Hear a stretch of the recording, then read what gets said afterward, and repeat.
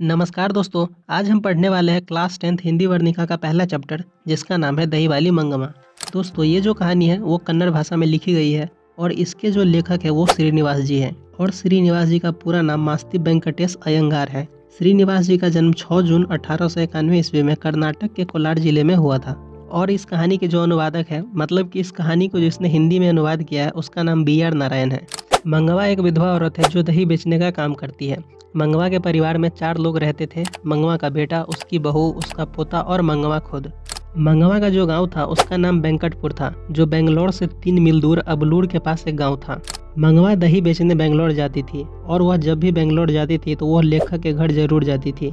मंगवा लेखक के माँ को माजी कहकर बुलाती थी और मंगवा जब भी लेखक के घर जाती थी तो वो वहाँ सुख दुख की बातें करती और पान सुपारी खाकर अपने घर वापस लौट आती। एक दिन मंगवा की बहू जिसका नाम नजम्मा था वो अपने बेटे को पीट रही थी। मंगवा ने जब अपने पोते को पीटते हुए देखा तो उससे रहा नहीं गया और मंगवा ने नजम्मा से बोला, क्यों रे राक्षसी, इतने से छोटे बच्चे को क्यों पीट रही है। राक्षसी शब्द सुनते ही नजम्मा को गुस्सा आ गया और नजम्मा ने मंगवा से जुबान लड़ा ली और कहने लगा, मैं अपने बेटे को पीट रही हूँ, तुम्हें उससे क्या। तभी मंगवा ने बोला, मैं तुम्हारे घर वाले की माँ हूँ और तू मुझसे जुबान लड़ा रही है, आने दे तू अपने पति को, फिर बताती हूँ तुझे।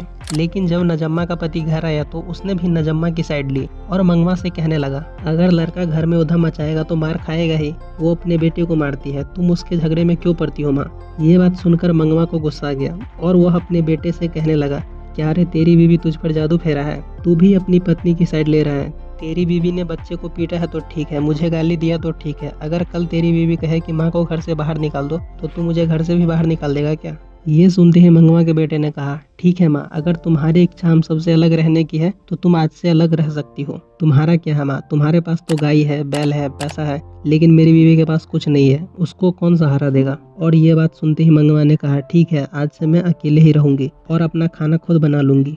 अब देखो यार, जो बच्चे होते हैं वो शैतान का रूप होते हैं। अब बच्चे दूध के धुले हुए तो होंगे नहीं, बच्चे ने जरूर कुछ ना कुछ किया होगा तभी उसकी माँ उसको पीट रही है और यह देखकर बच्चे की दादी को बच्चे पर दया आ जाती है।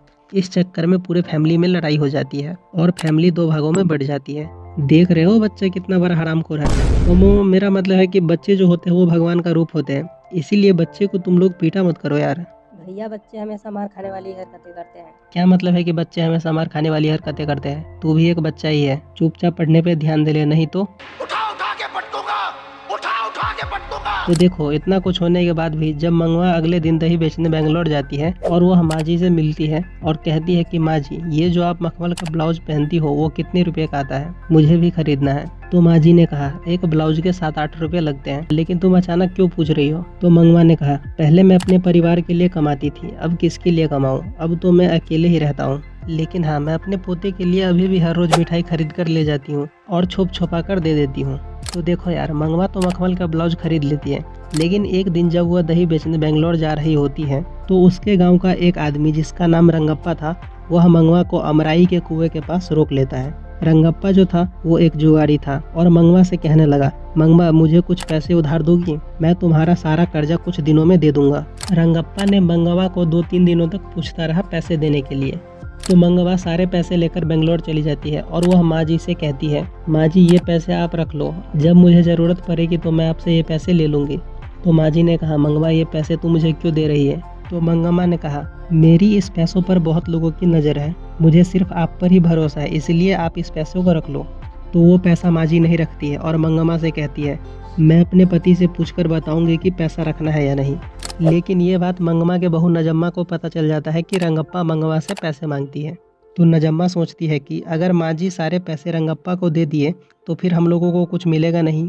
तो नजम्मा ने एक दिन एक प्लान बनाया और उसने अपने बेटे को सिखा दिया कि जब दादी शाम को आएगी तो तू उसके पास चले जाना और मैं तुम्हें कितना भी बुलाऊं तो तुम दादी के पास से आना मत और तुम एक ही बात कहना कि मुझे दादी के पास रहना है। जब मंगम्मा शाम को घर आई तो ठीक ऐसा ही हुआ। बच्चे ने जिद पकड़ ली कि मुझे दादी के साथ ही रहना है। तभी नजम्मा ने मंगवा से माफ़ी मांगी और कहने लगा, माँ जी मुझसे गलती हो गई, मुझे माफ़ कर दीजिए। और मंगवा ने भी नजम्मा को माफ़ कर दिया और खुशी खुशी सभी लोग साथ रहने लगे। तो ये चैप्टर यहीं पर ख़त्म हो जाता है।